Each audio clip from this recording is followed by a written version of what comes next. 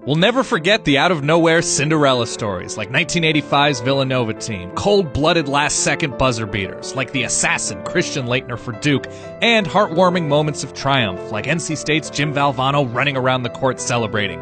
Where these moments happen has a few different names. The Big Dance, the men's NCAA basketball tournament, March Madness. But in 2011, the madness infected America in the worst way. If anything came to define the big stage that spring, both within the tournament and in the wider public eye, it's unwatchable disappointment. This is the worst March Madness. The NCAA Men's Basketball Championship, Houston, Texas, April 4th, the year of our Lord 2011. It's the last play before halftime, and Butler's Shelvin Mack drills a three-pointer at the buzzer. Bulldog fans lose their mind. Exciting, right?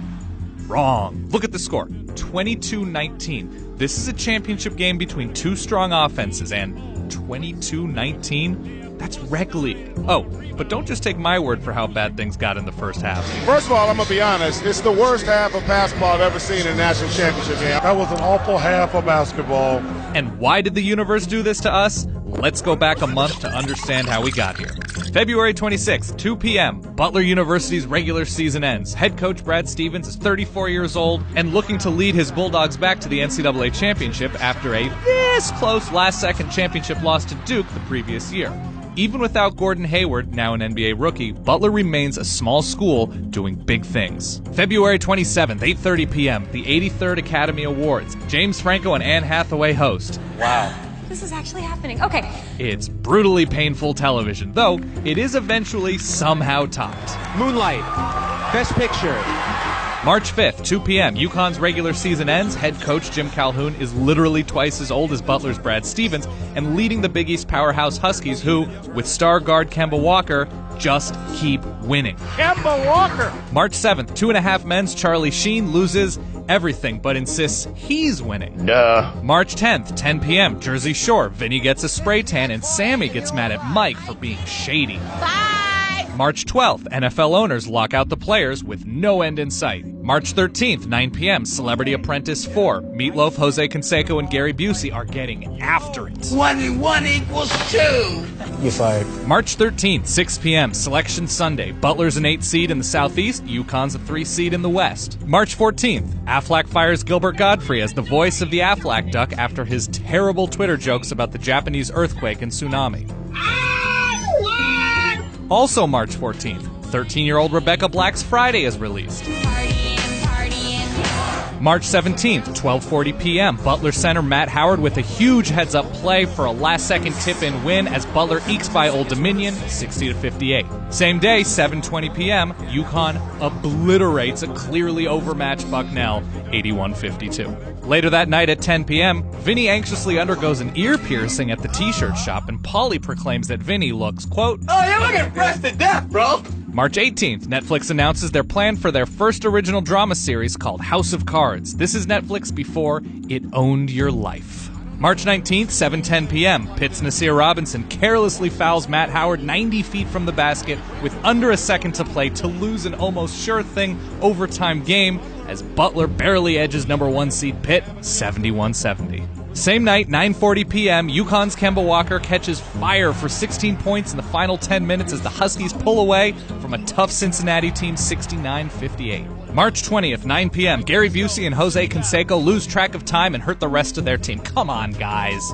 You're fired. March 21st, the music video for Rebecca Black's Friday has been viewed more than 30 million times on YouTube. March 24th, 6 p.m., Jeff Foxworthy's Are You Smarter Than a Fifth Grader is canceled due to low ratings. America collectively realizes no, we are not smarter than a fifth grader. Later that night, 7:15 p.m., UConn's Kemba Walker and Jeremy Lamb nearly outscore the Kawhi Leonard-led San Diego State by themselves with a combined 60 points as the Huskies outlast the Aztecs 74-67. A little later, 9:57 p.m., Butler completely smothers Wisconsin's leading scorer and future NBA player John Lure, holding him to 3 points on 12 shots as the Bulldogs take down the Badgers 61-54. Same night, 10 p.m., Ronnie and Vinny have an electric dance-off, and then Ronnie and Sammy get into another fight. You got busted. March 25th, the movie Sucker Punch is released to much fanfare and is absurdly bad. March 26th, 4:30 p.m., a few days after Florida ends Jimmer Fredette's BYU career,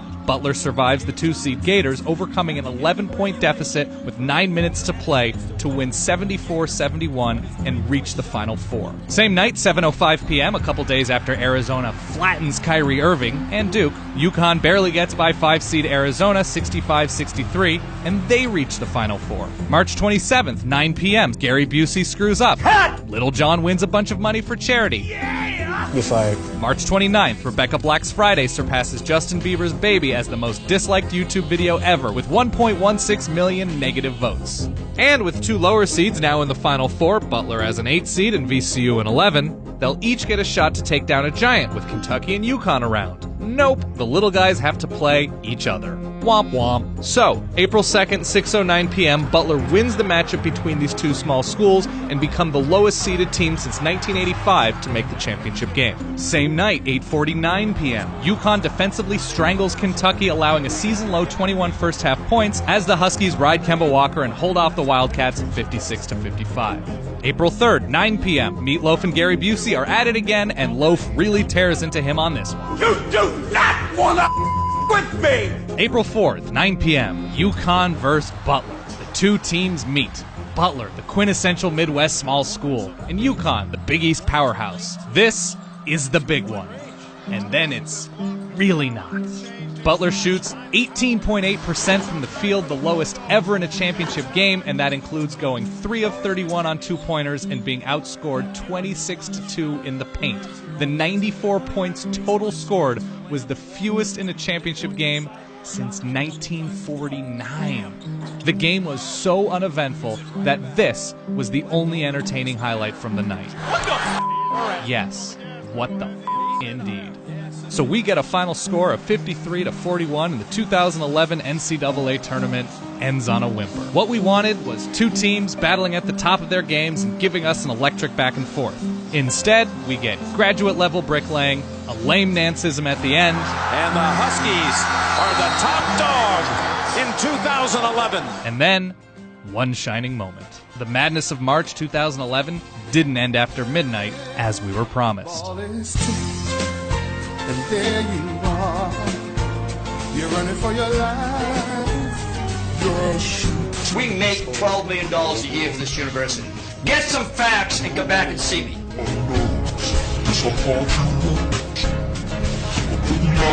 Seems like we got ourselves a nutty situation.